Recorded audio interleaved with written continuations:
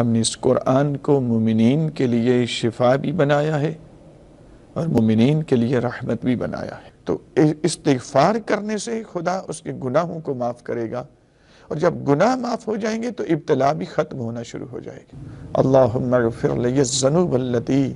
تعجر النعم، بہت ہی ایک مجرب دعا ہے سرکار سید سجاد علیہ السلام کی، وہ ہے صحیفہ سجادیہ کے اندر دعا نمبر 7۔ امیر المومنین فرماتے ہیں کہ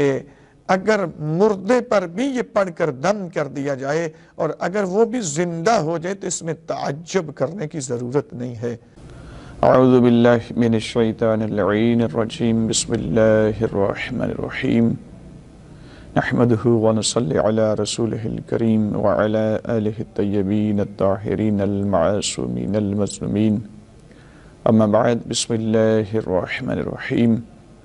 وَنُنَزِّلُ مِنَ الْقُرْآنِ مَا هُوَ شِفَاءٌ وَرَحْمَةٌ لِّلْمُؤْمِنِينَ۔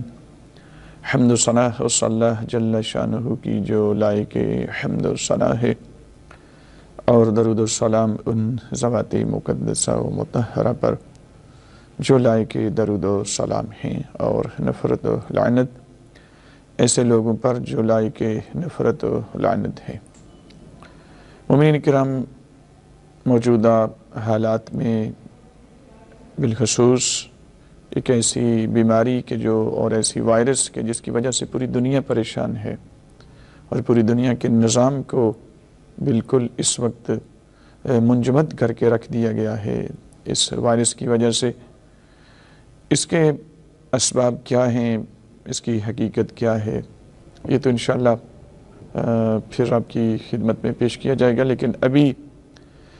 جو چیز مومنین کے لیے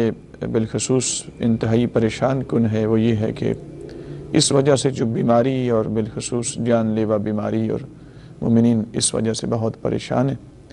تو اس سلسلے میں چند معروضات آپ کی خدمت میں آج ہم تھوڑے سے وقت کے لیے پیش کرنا چاہ رہے ہیں کہ پروردگار نے اپنی مقدس کلام کے اندر یہ فرمایا ہے کہ وَنُنَزِّلُ مِنَ الْقُرْآنِ مَا هُوَ شِفَاءٌ وَرَحْمَةٌ لِّلْمُؤْمِنِينَ، ہم نے اس قرآن کو مومنین کے لیے شفا بھی بنایا ہے اور مومنین کے لیے رحمت بھی بنایا ہے۔ قرآن پاک کی صفات میں سے ایک صفت یہ ہے کہ وصف یہ ہے کہ یہ مومن کو شفا بھی دیتا ہے اور مومن کے لیے رحمت بھی ہے۔ یہ الگ بات ہے کہ جب آقا دو جہان سرکار رسالت مآب کا تذکرہ پروردگار نے کیا تو حضور کا جو حدود دربہ بتایا وہ اس سے بہت زیادہ وسیع رکھا، اور میرے آقا کے لیے فرمایا وَمَا أَرْسَلْنَاكَ إِلَّا رَحْمَةً لِّلْعَالَمِينَ، ہم نے آپ کو عالمین کے لیے رحمت بنایا۔ سامعین، یہاں قرآن کو بھی رحمت کہا، نبی اکرم کو بھی رحمت کہا، لیکن قرآن کو صرف مومن کے لیے رحمت کہا، نبی اکرم کو عالمین کے لیے رحمت کہا۔ اب یہاں ایک موازنہ کرنا مقصود نہیں ہے، مسئلہ جو اس وقت پریشان کن ہے لوگوں کے لیے، مومنین کے لیے،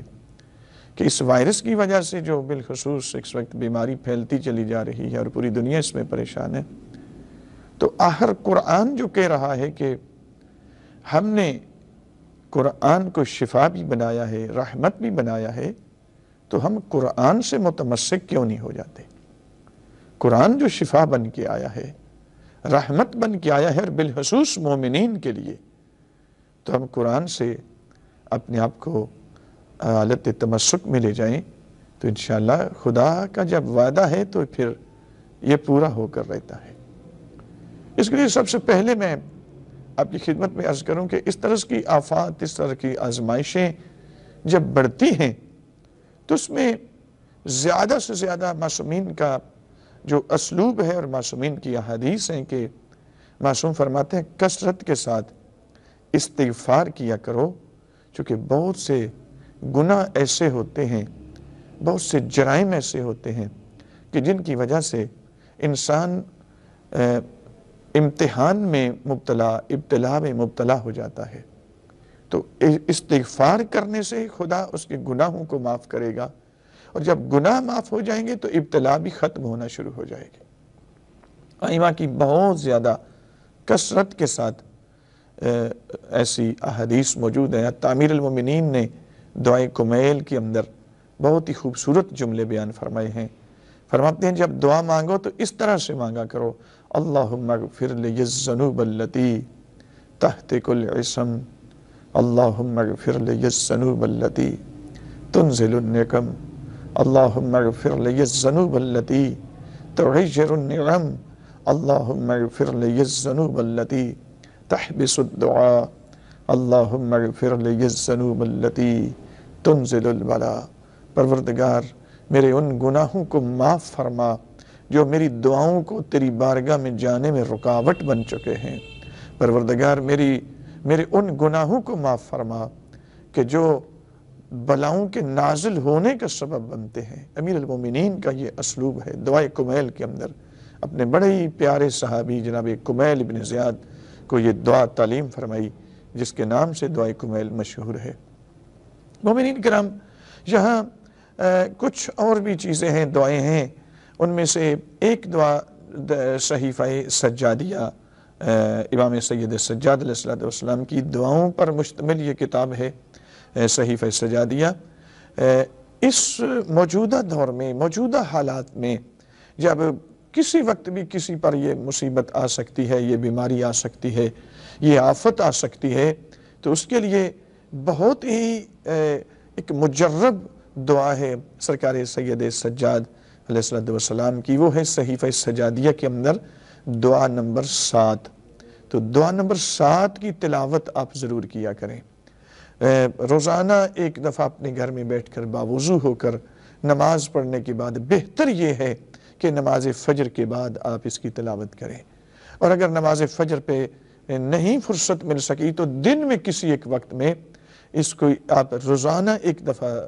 ہر مومن اپنے گھر میں بیٹھ کر اس کی تلاوت ضرور کیا کرے۔ دعا تقریباً 1.5 صفحے پہ مشتمل ہے، کتنی لمبی زیادہ دعا نہیں ہے لیکن انتہائی اہم ہے۔ امام سید سجاد علیہ السلام نے یہ دعا تعلیم ہی ایسے مواقع کے لیے ہمیں کی ہے، جس کے پہلے جملے یہ ہیں، بسم اللہ الرحمن الرحیم، یا من تحل بہی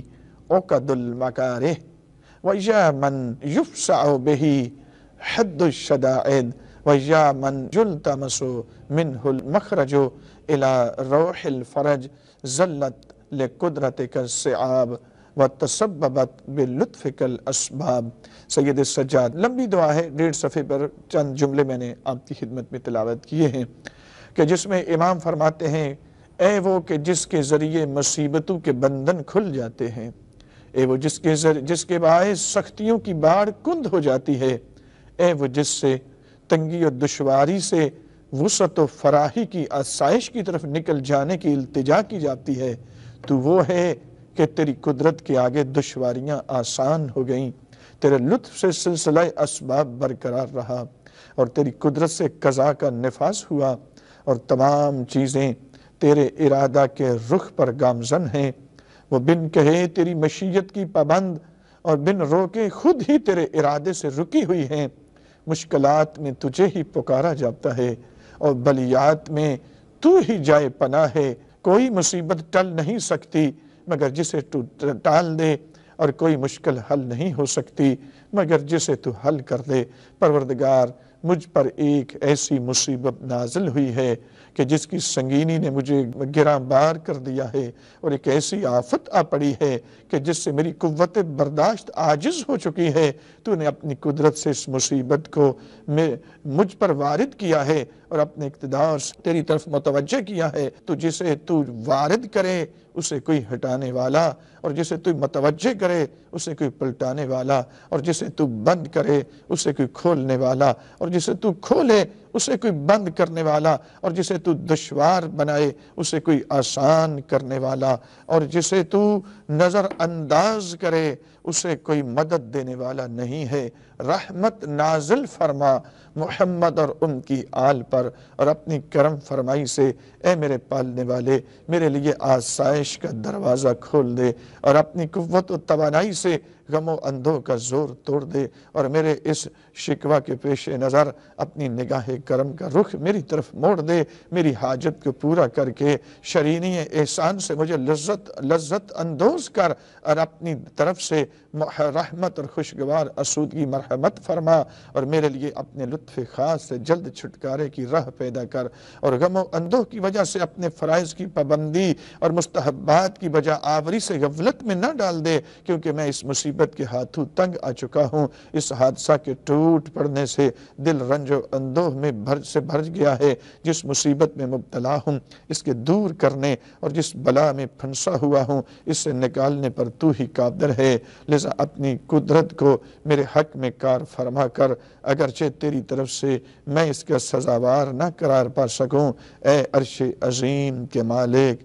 مومنین کرام، یہ ترجمہ میں نے آپ کی خدمت میں، بہتر یہ ہے کہ آپ اگر عربی پڑھ سکتے ہیں تو اس کی عربی تلاوت کریں اور صحیفہ سجادیہ کی یہ دعا نمبر 7 اس کی تلاوت روزانہ اپنے گھر میں بیٹھ کر کریں۔ اور ایک انتہائی خوبصورت اور مجرب نسخہ جو کہ امام امیر المومنین علی بن ابی طالب علیہ السلام نے، میرے مولا نے بیان فرمایا ہے کہ میرے مولا فرماتے ہیں کہ جب کوئی بیماری لاحق ہو جائے تو ایسے کرو، 70 مرتبہ درود پاک محمد و آل محمد پر پڑھو اور 70 مرتبہ درود پاک پڑھ کر اس کی تلاوت کر کے پانی پر دم کر لو۔ اس کے بعد 70 مرتبہ سورہ فاتحہ کی تلاوت کرو اور اس پر پھر پانی پہ دم کر لو اور اس سورہ فاتحہ کی 70 مرتبہ تلاوت کے بعد آخر پہ پھر 70 مرتبہ درود پاک کی تلاوت کرو اور وہ پانی پہ دم کر لو۔ امیر المومنین فرماتے ہیں کہ اگر مردے پر بھی یہ پڑھ کر دم کر دیا جائے اور اگر وہ بھی زندہ ہو جائے تو اس میں تعجب کرنے کی ضرورت نہیں ہے۔ کیا خوبصورت نسخہ ہے سامعین گرامی، اگر مردہ زندہ ہو سکتا ہے، یہ ہے وہ قرآن کہ جس کو اللہ نے رحمت بھی بنایا ہے، جس کو اللہ نے شفا بھی بنایا ہے۔ تو آپ گھبرائیں نہیں، سورہ فاتحہ اس طریقے سے پڑھیں، پانی پہ دم کر کے گھر میں رکھ لیں اور جس کو بھی تکلیف ہو یا تکلیف نہ بھی ہو ویسے بھی اس بیماری سے محفوظ رہنے کے لیے آپ اسی پانی کو پیتے رہیں۔ انشاءاللہ بفضل خدا پروردگار اپنی رحمت کے صدقے میں، آل محمد کے صدقے میں آپ سب کو ہم سب کو اس بیماری سے، اس آفت سے خدا محفوظ فرمائے گا۔ اور پروردگار جو مومنین اس میں مبتلا ہو چکے ہیں محمد و آل محمد کے صدقے میں، پروردگار تیری بارگاہ میں التجا کرتے ہیں ان مومنین کو شفاء کامل و عاجل عطا فرما، پوری دنیا کے لوگوں پہ اپنی رحمتوں کا نزول فرما۔ وصلی اللہ علی محمد وآلہ الطیبین الطاہرین المعصومین۔